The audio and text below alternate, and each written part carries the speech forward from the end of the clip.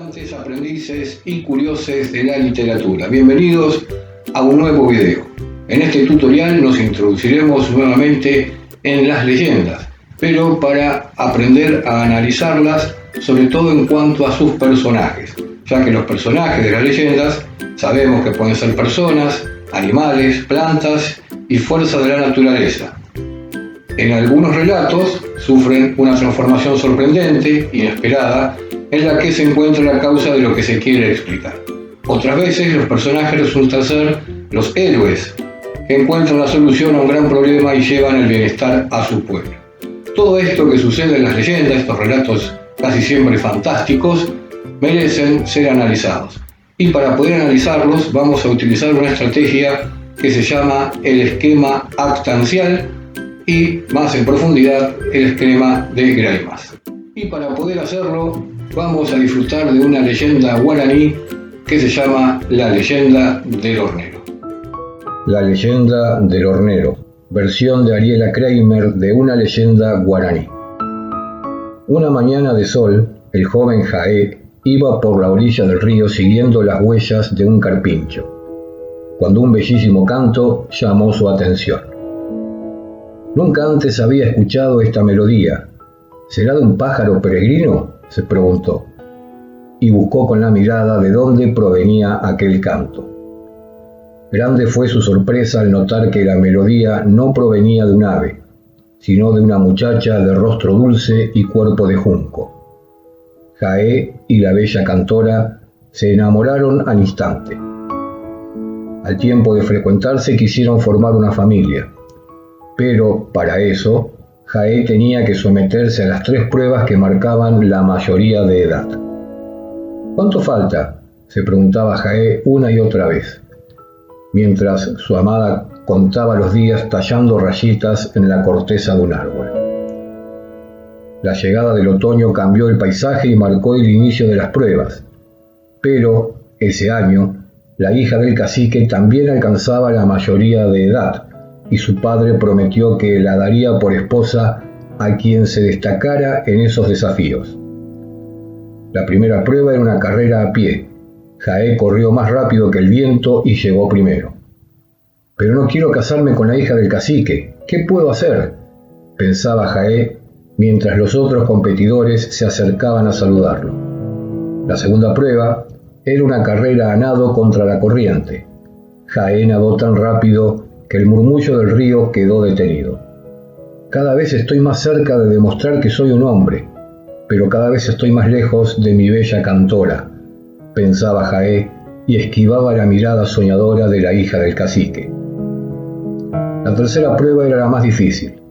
Consistía en ser encerrado en un cuero de animal y permanecer allí 9 días y 9 noches, sin alimento ni bebida. Uno a uno, los jóvenes de la tribu abandonaron la prueba. Al final solo quedaron Jaé y su amigo Aguará. Aguará no aguantó más y comenzó a retorcerse para que lo sacaran de allí. Estaba desfalleciente y tardó bastante tiempo en recobrar el aliento.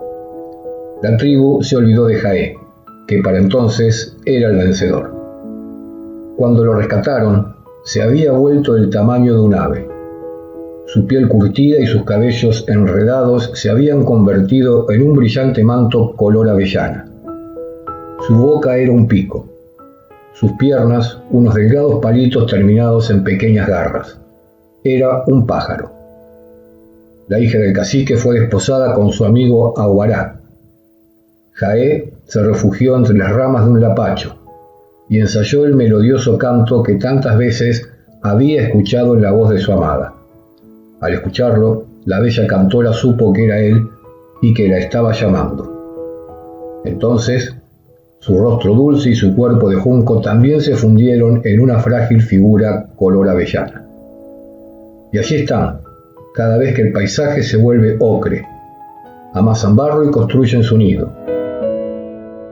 Un nido cómodo y resistente, que parece un horno para pan.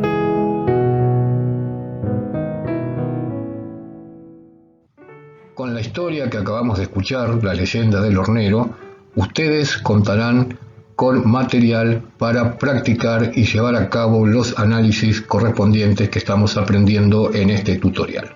Mientras tanto, vamos aprendiendo a conocer cómo se utilizan estas herramientas y poder hacer un análisis más profundo de los personajes, de las leyendas y de cualquier otro tipo de historia que tenga que ver sobre todo con literatura. Para analizar el comportamiento de los personajes y cómo se relacionan entre ellos para conseguir sus objetivos, se puede aplicar un esquema que se denomina actancial, cuya versión más elaborada es el esquema de Greimas, que veremos más adelante. Pero ahora, volviendo al esquema actancial, primero debemos saber por qué se llama así. Y la respuesta es que precisamente no considera solo a los personajes humanos, sino también a los objetos o a las fuerzas que actúan, llamados los actantes, a quienes comenzaremos a presentar a continuación. Uno de los actantes es el sujeto. El sujeto es el que desea alcanzar el objeto y es el personaje que se analiza. Si tenemos en cuenta una de las historias que hemos narrado a través de los videos tutoriales, podemos utilizar las ratas del cementerio y podemos utilizar como sujeto a Mason para hacerlo como ejemplo. Aquí entonces el sujeto en nuestro ejemplo sería Mason. Es el que desea alcanzar el objeto. ¿Cuál es el objeto de Mason? Conseguir los dientes de oro y las perlas del difunto. Otro actante es el objeto. Es lo deseado por el sujeto, la meta que quiere alcanzar. Como dijimos, conseguir las cosas de valor que tenía el difunto. Vamos a un actante más, el destinador. Es lo que motiva al sujeto para ir tras el objeto. Una persona, un sentimiento, un hecho, una carta, un pedido. Puede ser cualquiera de estas cosas. En nuestro caso, lo que lo impulsa o lo que lo motiva a Mason ir tras los objetos de valor es su codicia.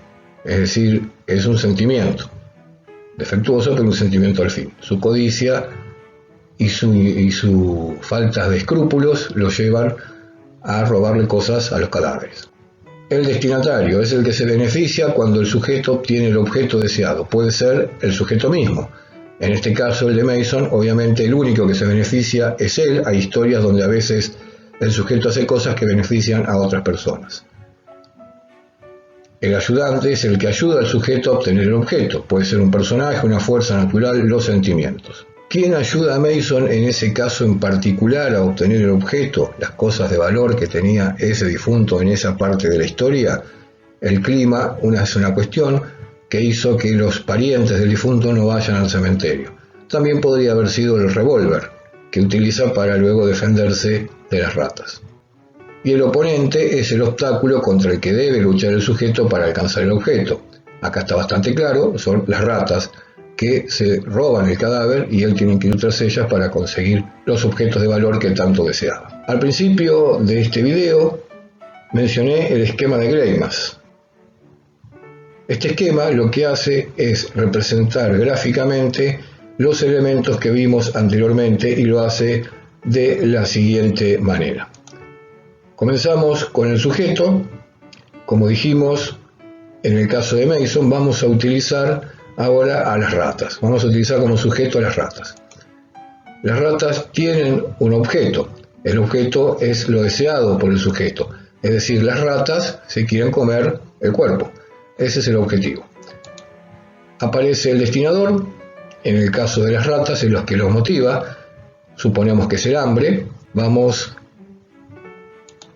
al destinatario, que es el que se beneficia. Bueno, en este caso está claro también, son las ratas, se benefician porque sacian su hambre. El ayudante es quien ayuda o el que ayuda al sujeto, a las ratas, a obtener el objeto. En nuestra historia aparece una momia que aparentemente es la que maneja toda la orquesta para que las ratas consigan sus cadáveres. Sería en este caso el ayudante.